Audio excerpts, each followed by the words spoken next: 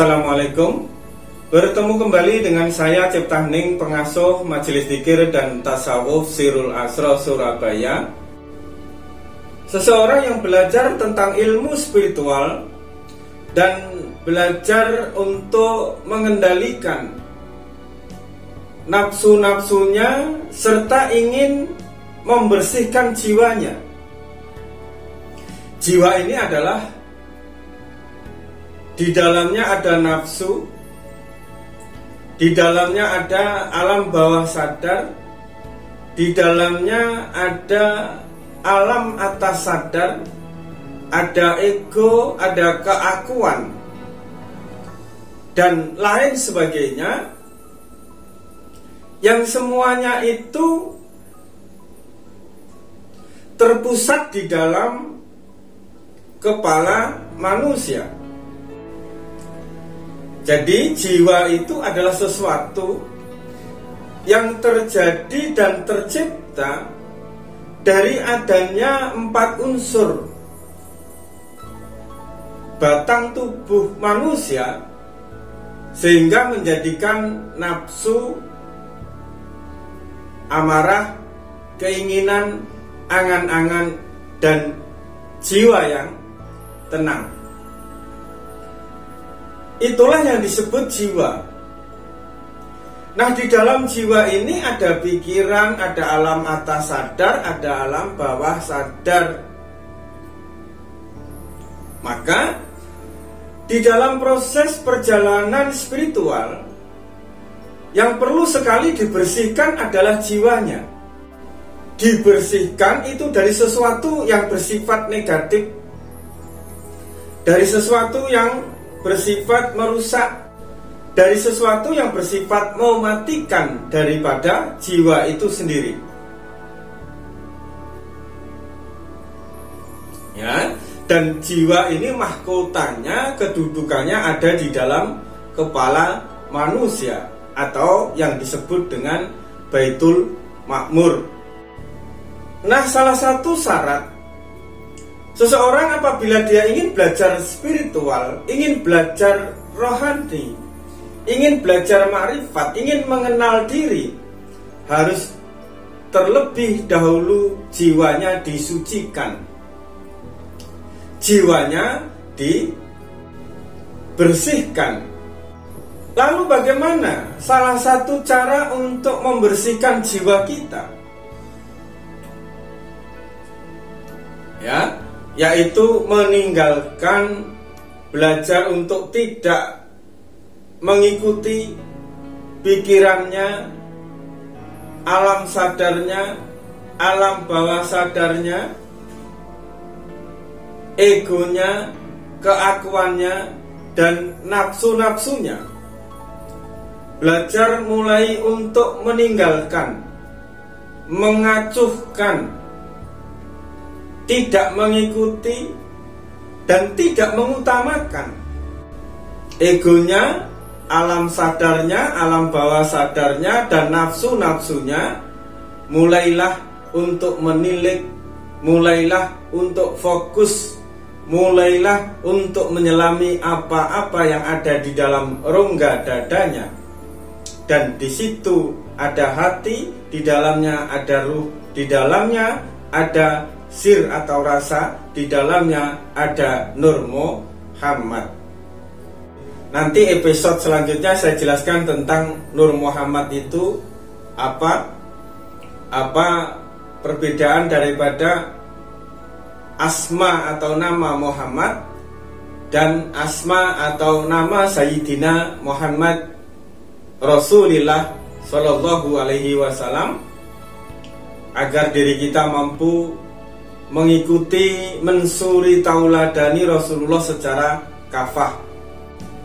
Karena apabila diri kita itu belum mampu membedakan antara Muhammad dan Sayyidina Rasulullah Shallallahu Alaihi Wasallam, maka selama itu juga kita akan kesulitan untuk mensuri tauladani, untuk mendohirkan pribadi daripada Rasulullah di dalam kehidupan kita, untuk menyambungkan hati kita dengan hati junjungan kita Sayyidina Muhammad Rasulullah Shallallahu Alaihi Wasallam. Itu akan saya jelaskan di video selanjutnya. Mulailah kita meninggalkan, mengacuhkan, tidak mengutamakan pikiran kita, tidak mengutamakan alam atas sadar kita, tetapi kita mulai fokus, mulai memperhatikan setiap kerentek, setiap bisikan, setiap segala sesuatu yang kita rasakan di dalam rongga dada kita atau di dalam hati kita. Kenapa harus begitu? Karena hasanah daripada Tuhan, rahasia daripada Tuhan, kekayaan daripada Tuhan, harta karun daripada Tuhan, itu tidak disimpan di dalam kepala, tidak disimpan di dalam jiwa, tidak disimpan di dalam alam bawah sadar kita. Sehingga apapun yang kita isi di dalam kepala kita, di dalam alam bawah sadar kita, tentang materi, tentang keberhasilan, tentang kesuksesan, tentunya hal itu akan menjadikan sesuatu yang sia-sia. Nah, agar diri kita benar-benar mampu mengakses kekayaan Tuhan yang tersimpan di dalam hati kita, maka kita netralkan 4 unsur batang tubuh kita. Yang 4 unsur ini sering mempengaruhi nafsu, sering mempengaruhi pandangan, pendengaran, penglihatan, sering mempengaruhi alam atas sadar kita, sering mempengaruhi alam bawah sadar kita, sering mempengaruhi ego dan keakuan kita. Kita netralkan 4 unsur itu di dalam meditasi kuantum untuk menetralkan 4 unsur air, angin, api, dan tanah, sehingga hati kita menemukan ketenangan. Hati kita terbuka tirainya, sehingga kita mudah meraih kekayaan-kekayaan Tuhan yang kita temukan di dalam hati ini, untuk kita visualisasikan, untuk kita nyatakan, untuk kita kunkan di dalam kehidupan kita, setelah kita menemukan kekayaan-kekayaan daripada Allah Subhanahu wa Ta'ala, daripada Tuhan yang tersimpan di dalam hati kita. Sahabatku, meditasi kuantum dimanapun berada, inilah salah satu teknik di dalam meditasi kuantum, bagaimana seseorang itu agar kehidupannya menemukan keberlimpahan secara finansial, keuangannya berlimpah, hartanya berlimpah, sehingga keluar dari jeratan hutang, sehingga keluar dari jeratan kemiskinan, dan pada akhirnya dia mampu berbuat lebih baik, lebih bermanfaat kepada dirinya sendiri, kepada keluarganya, kepada orang tuanya dan orang-orang di sekitarnya, dengan memberikan sumbangsih, memberikan bantuan uluran tangan berupa materi, finansial, uang, dan lain sebagainya. Maka bagaimana kita menemukan hasanah Tuhan itu? Bagaimana kita menemukan kekayaan Tuhan yang tersimpan di dalam hati kita? Apabila sahabatku telah melakukan teknik meditasi kuantum tingkat dasar, yang videonya selalu ada di sini, maka ketenangan itulah sebagai energi yang kita tidak mampu jelaskan. Maka ada rasa ketenangan di dalam meditasi kuantum di saat kita menetralkan unsur tanah. Kita rasakan ketenangan, kedamaian, kenyamanan di dalam hati. Itulah hasanah Tuhan. Itulah hasanah Tuhan untuk menciptakan segala sesuatu ini. Itulah Nur Muhammad yang mampu kita rasakan. Cahaya yang indah, cahaya yang tenang. Tetapi cahaya tersebut bukan dalam bentuk cahaya yang berwarna-warni, tetapi cahaya tersebut dalam bentuk rasa. Cahaya yang tanpa cahaya, wujud yang tanpa wujud, terang yang tanpa kelihatan terangnya, tetapi hati kita benar-benar merasakannya. Itulah hasanah Tuhan. Itulah hasanah daripada Nur Muhammad atau cahaya keindahan itu dalam wujud ketenangan yang mampu kita dapatkan, dalam wujud kedamaian, kenyamanan, kebahagiaan yang mampu kita rengkuh, kita rasakan di saat kita bermeditasi menetralkan unsur tanah, di saat kita sedang bersila. Kita visualisasikan ketenangan itu, kita visualisasikan kita dipenuhi dengan keberlimpahan-keberlimpahan. Kita visualisasikan. Visualisasinya bukan dengan angan-angan kita, dengan membayangkan, tetapi dengan merasakan. Dengan ketenangan tersebut menjadikan jalan, menjadikan sebab datangnya finansial yang berlimpah dari berbagai arah. Dengan ketenangan, kenyamanan tersebut menjadikan jalan sehingga semua pintu rezeki itu terbuka dari berbagai arah, sehingga uang dan finansial itu begitu berlimpah, begitu banyak yang menghampiri kita, yang mendatangi kita. Dengan ketenangan, dengan kenyamanan itu kita visualisasikan menyembuhkan segala penyakit kita, menyembuhkan segala penyakit kejiwaan, menyembuhkan segala penyakit hati, menyembuhkan segala penyakit yang zahir maupun yang batin di dalam diri kita, sehingga kita benar-benar sehat pikiran kita, sehat hati kita, sehat rasa kita. Inilah salah satu teknik bagaimana meraih keberlimpahan di dalam finansial, di dalam keuangan, di dalam harta dunia ini.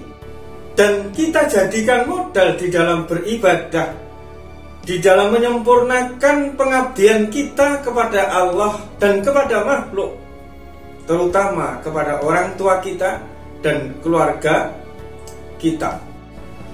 Jadi di dalam spiritual itu bukan menampilkan pribadi yang lusuh, pakaian compang-camping, pakaiannya kumel, baunya tidak sedap. Seorang spiritual itu harus menyontoh junjungan kita Nabi besar Muhammad SAW. Rasulullah menyontohkan, beliau berpakaian yang sederhana tetapi rapi, rajin, dan baunya wangi.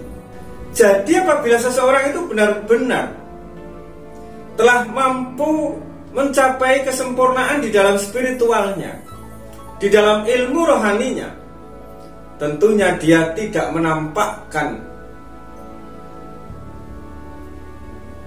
kekurangannya di dalam penampilan fisiknya, di dalam cara berpakaian, di dalam penampilannya, tetapi dia akan menampilkan cerminan hatinya di dalam pakaiannya, di dalam penampilannya yang elegan, meskipun hal itu sangat sederhana, apa-apa yang dipakainya, namun elegan, enak dipandang. Ya, enak dipandang dan baunya wangi atau harum, tidak kumel. Inilah salah satu rahasia kenapa orang-orang yang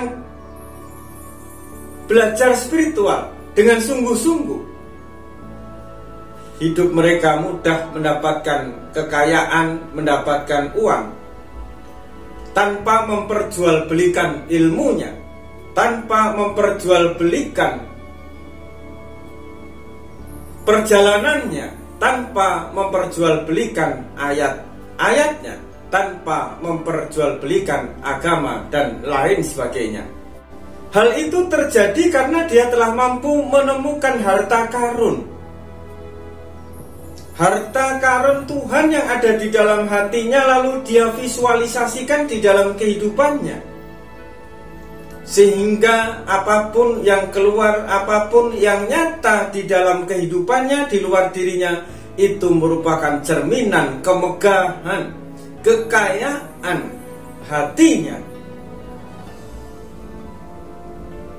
Jadi, kalau kita ingin cepat keluar dari masalah yang kita hadapi, ingin cepat melunasi hutang-hutang kita, ingin cepat membantu keadaan ekonomi keluarga dan orang tua kita, atau ekonomi kita sendiri, karena keterpurukan, karena kebangkrutan, dari kesalahan kita sendiri di dalam menentukan rencana keuangan kita, maka jalan satu-satunya adalah bagaimana kita mencoba untuk masuk ke dalam diri kita, khususnya di dalam hati kita, dengan teknik meditasi kuantum tingkat dasar. Tinggalkanlah, kupaslah, lalu taruhlah jiwa kita. Jiwa ini bisa suci, bisa bersih apabila dia dilalui begitu saja, diacuhkan begitu saja. Jangan dituruti, jangan divisualisasi, jangan terlalu diikuti. Itu jiwa kita akan bersih sendiri. Pembersihannya ya dengan begitu, diacuhkan, tidak begitu diperhatikan. Karena kalau jiwa ini diperhatikan, dimanja-manja, justru akan menjerat diri kita. Kita lupa bahwa diri kita itu adalah sesuatu yang terus berjalan. Setelah kita paham dan selesai di dalam perjalanan jiwa, barulah kita akan masuk ke dalam kolbu atau hati kita, melanjutkan langkah menuju hasanah yang ada di dalam hati kita. Yang saya maksud meninggalkan dan mengacuhkan itu bukan menyia-nyiakan, tetapi jangan dituruti, jangan terlalu dipercaya, apalagi di motivasi-motivasi, karena sesuatu yang ada di dalam kepala kita ini terbebani sedikit pikirannya, bisa drop, bisa kacau, bisa stroke, bisa migrain, dan lain sebagainya, karena kapasitasnya tidak bisa untuk kita bebani hal-hal yang memang di luar kemampuan daripada kepala kita.